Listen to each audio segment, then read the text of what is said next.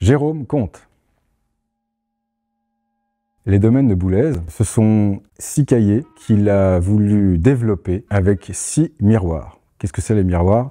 C'est exactement la même chose que les originaux, simplement ils seront à l'envers. Et ça va créer en fait une sorte de monde parallèle. On va reconnaître finalement ce qu'on a entendu en premier, mais ça ne sera pas tout à fait pareil. Et finalement, ça va un tout petit peu déstabiliser l'auditeur. Pourquoi les domaines? Parce qu'en fait, il a imaginé une sorte de scénographie sur la scène où l'interprète doit changer de position pour changer de domaine. Il a bien sûr commencé dans les années 60 avec le domaine pour clarinette seul, puis il a voulu développer encore cette pièce en l'orchestrant.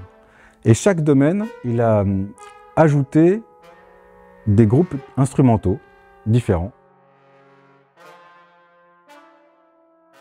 Quand j'étais étudiant encore à Genève, j'ai dû passer mon prix et mon professeur m'a dit « tu joueras les domaines de Boulez ». Donc j'ai commencé à travailler ces domaines et finalement, ça a été une pièce qui m'a accompagné depuis cette période-là. J'ai dû aussi la présenter devant Boulez quand je suis rentré à l'ensemble intercontemporain en 2005. Au fur et à mesure des années, j'ai pu la jouer et communiquer, échanger avec Pierre Boulez, mais aussi avec Alain Damien. C'était passionnant en fait, cette passation de connaissances par rapport à cette pièce.